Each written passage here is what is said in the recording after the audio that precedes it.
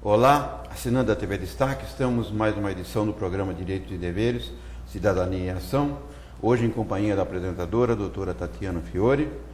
Vamos abordar mudanças, alterações que ocorreram na legislação trabalhista, atendendo pedidos passados por e-mail à nossa produção e esclarecendo a respeito da Lei 12.506, agora de outubro de 2011, que trata do aviso prévio, né?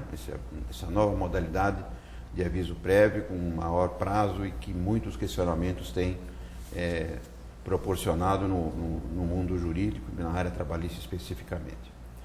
Antes de adentrarmos no programa de hoje, passo a palavra à doutora Tatiana, que fará uma análise de cunho pessoal de um assunto jurídico relevante que tenha ocupado o noticiário jurídico nessa última semana. Bem-vinda, doutora Tatiana. Prazer em tê-la mais uma vez conosco. Obrigada, doutor Clóvis. Olá, assinante da TV Destaque.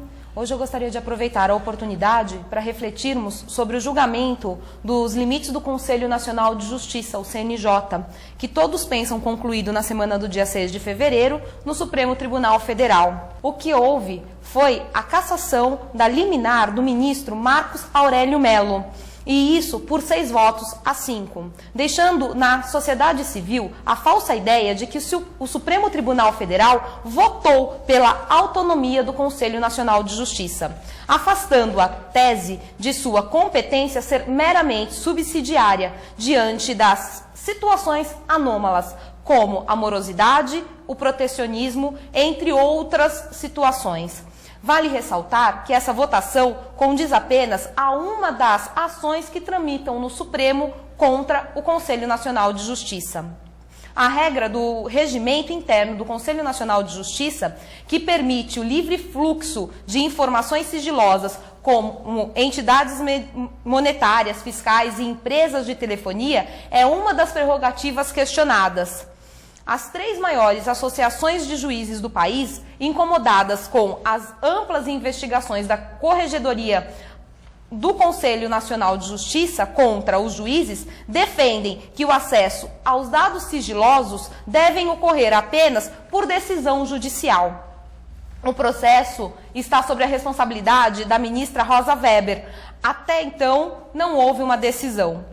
Uma outra ação que tramita é a questão do sigilo, também que está no STF, sobre um caso concreto, que é a investigação da folha de pagamentos dos 22 tribunais do país, iniciada também pela Corregedoria Nacional. Essa encontra-se sob a responsabilidade do ministro Luiz Fux.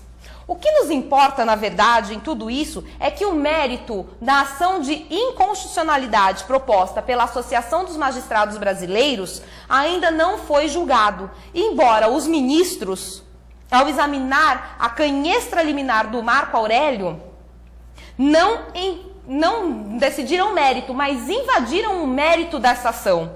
Bom, o caso vai aguardar sabe lá por quanto tempo, porém, antes de julgar o mérito, pode muitas mudanças acontecerem, até mesmo porque os ministros César Peluso e o Aires Brito estão para serem aposentados. Uma outra questão relevante é que antes até desta decisão, o que pode se vir a julgar é a questão da emenda constitucional da bengala chamada, onde vai ampliar a aposentadoria compulsória de alguns funcionários públicos para 75 anos. Bom, com tudo isso, nesta semana continuou-se julgamentos e essa liminar concedida pelo ministro Marcos Aurélio Cunha, vai suspender o quê? Não só a atuação do Conselho Nacional de Justiça, o órgão que já funciona há 6 anos e já puniu muitos magistrados em processos administrativos. Se a futura decisão de mérito destas ações for pela procedência da ação de inconstitucionalidade da ação dos magistrados brasileiros, todas as condenações serão anuladas e os magistrados pedirão reversão aos postos do quadro ativo. Com as liminares concedidas pelo ministro Celso Mello, que o Marcos Aurélio entendia que o Conselho Nacional de Justiça não possuía competência originária, mas suplementar, alguns magistrados do Mato Grosso afastados, por um despacho da ministra Eliana Calmon, voltarão aos seus cargos e voltarão, apesar de acusados, com bases nas provas recolhidas, de elaborar contratos fraudulentos para encaminhamento de verbas para os cofres da maçonaria, que é um órgão privado. Como se percebe, o judiciário carece urgentemente de uma reforma. Por exemplo, já passou da hora de se fixar, a exemplo das Cortes Constitucionais Europeias, um mandado com prazo certo aos 11 ministros do Supremo Tribunal Federal e ressalta-se, sem possibilidade de um segundo mandato. Também já chegou o momento do Supremo Tribunal Federal se submeter ao Conselho Nacional de Justiça, com efetiva participação da sociedade. Hoje, dos 15 conselheiros do Conselho Nacional de Justiça, 9 são juízes. E daí eu não preciso então dizer mais nada. De tudo o que estamos assistindo no episódio envolvendo o Supremo Tribunal Federal e o Conselho Nacional de Justiça, ou ainda César Peluso e Eliana Calmon, deve-se atentar ao fato de que a Associação dos Magistrados Brasileiros ter acertado em cheio ao comparar os juízes a Cristo. Afinal de contas, todos os cidadãos brasileiros já vêm com uma velha crença de que juízes são deuses. Doutora Tatiana, realmente esse é o assunto que ganha o noticiário no mundo jurídico, né? E temos nós todos, a sociedade de uma forma geral, ficar atenta para os próximos lances, porque realmente esse é um assunto que ainda vai dar muito o que falar, né?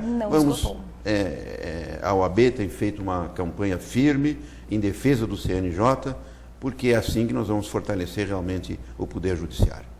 Mas hoje nós temos, para ser entrevistado, o nosso colega, amigo, Dr. Rogério Martir, professor, especialista, doutorando em Direito, advogado empresarial bem-sucedido na cidade, com um escritório dos mais bem montados, e que volta, vice-presidente da nossa OAB, e que volta mais uma vez, eu acho que já pela terceira vez, né, doutor? É verdade. E agora atendendo pedidos de telespectadores para elucidar algumas questões a respeito dessa polêmica lei do aviso prévio. Uma lei tão pequena de conteúdo, mas tão problemática. Bem-vindo, doutor Rogério. Saudações a todos os telespectadores.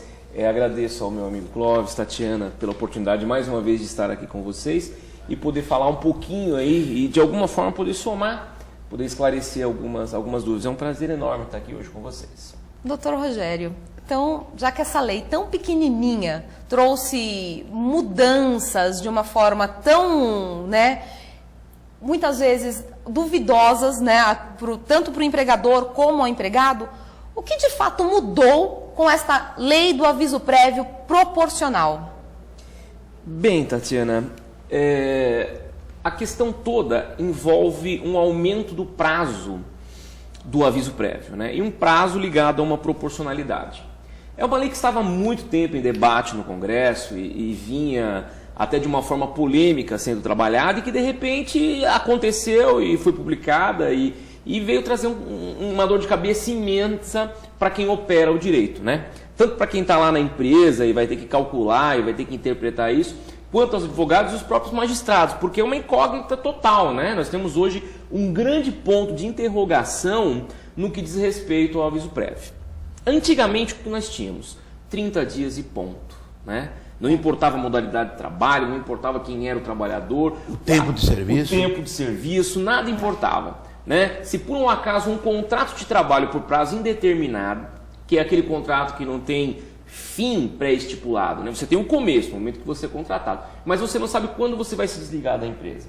Você pode ficar 1 ano, 2 anos, 5 anos, 10 anos, você pode se aposentar na empresa, então é por prazo indeterminado. Então a lei dizia o seguinte: vamos rescindir um contrato por prazo indeterminado, é um contrato que não tem fim, vamos rescindir esse contrato, é necessário que exista um aviso, tanto para o empregador quanto para o empregado. Então, se eu sou empregado e quero me desligar da empresa, eu preciso o quê?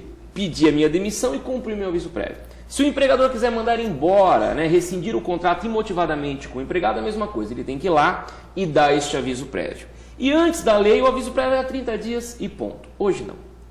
Hoje o que acontece? No aviso prévio, até um ano, né, dentro do prazo de um ano de trabalho, vigora ainda os 30 dias. Mas acima desse um ano de trabalho, aí já vem a primeira polêmica, né? É necessário romper aí o segundo ano, né? A partir do segundo ano, completei 2 anos na empresa, começa a nascer 3 dias a mais. Então, com mais de 2 anos de empresa, eu tenho 33 dias. Com 3 anos de empresa completa, 36 dias. E assim sucessivamente, podendo chegar ao máximo de 60 dias adicionados aos 30, que nós chegamos aos 90. Né? Então, ou seja, hoje, se uma pessoa laborar numa empresa por 21 anos seguidos, ela terá 90 dias de aviso prévio. E isso nesta proporcionalidade toda. Né? Então, basicamente é isso. Dentro do primeiro ano, 30 dias. Também dentro do segundo ano, até romper o segundo, continua os 30 dias. Rompeu o segundo ano, mais 3 dias, e a cada ano, mais 3 dias vai se somando aí nessa questão do período do aviso prévio. Hoje é assim que funciona nos termos da lei. Bom, doutora Tatiana. por favor, doutor Cláudio. Doutor Rogério, aqui é o seguinte, você falou de que a ideia da lei é proteger o empregado para que ele não tenha um sobressalto, né? Não receba uma ordem de demissão de pronto. Bom, muito bem. Esse aviso prévio, o empregado que pede demissão, ele vale também, ele tem o direito a esse aviso prévio, ou é só no caso da demissão pelo empregador? Bem, a legislação ela é omissa nesse sentido, né?